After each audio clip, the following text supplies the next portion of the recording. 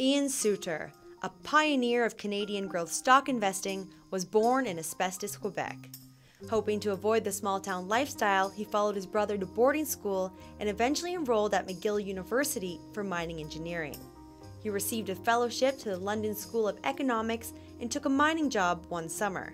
This is 55 years ago, and in those days, mechanization was very modest indeed. And here I was installing this equipment in a 3-foot seam, about 3,000 feet under the ground.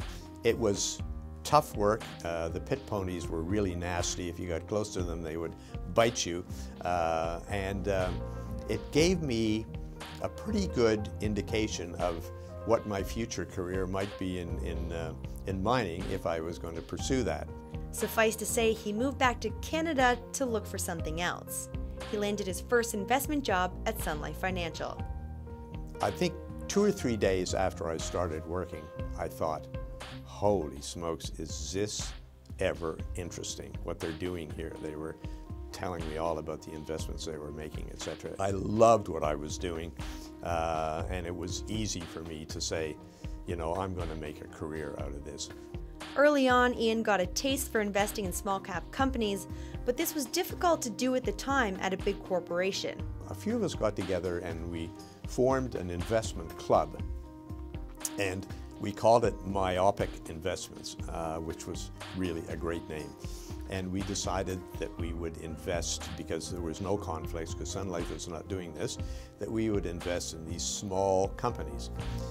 So we started, we each put $10 a month, which at that time was a lot of money, in this fund, and we started off and we made these little investments. Well, you know, sure enough, we sort of hit gold right at the beginning, and we bought a couple of speculative stocks.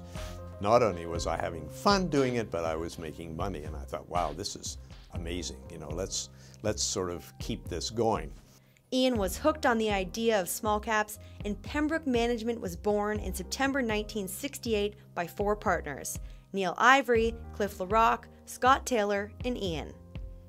The company got off to a rocky start, but quickly turned things around.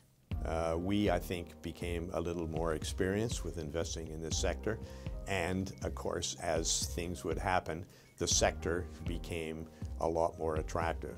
Between 1974 and 1983, we compounded the fund at 30% a year, each year, for 8 years in a row. And needless to say, we became from bums to heroes. Ian's been at Pembroke for over 45 years, and he's still working today. He served as CEO from 1988 to 2000 and managed a successful GBC American Growth Fund. Ian is probably the most unpretentious person that I know, and he's always got a lot of time for me and for our clients, and I know that they appreciate his honesty. And one of the things that he's done is he's managed to instill a deep sense of passion both for life and for investing amongst the people that have worked with him over the years. His passion extends to philanthropy as well. He serves as Governor Emeritus at McGill University.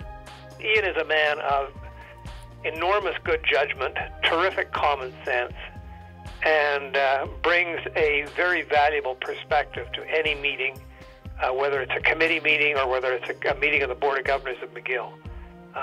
His opinion is an opinion that is always useful, always helpful. He's a very constructive guy, and when he was chair of the investment committee, he was chair of the committee through the economic downturn of 2008, and he steered us through it very well. And our endowment fund has recovered very nicely, due in no small measure to the steps that Ian took and has taken. But above all, Ian is a family man, celebrating 50 years with his wife, and he couldn't be prouder of his 3 children and 4 grandchildren. Congratulations, Ian, the Career Achievement winner for 2013.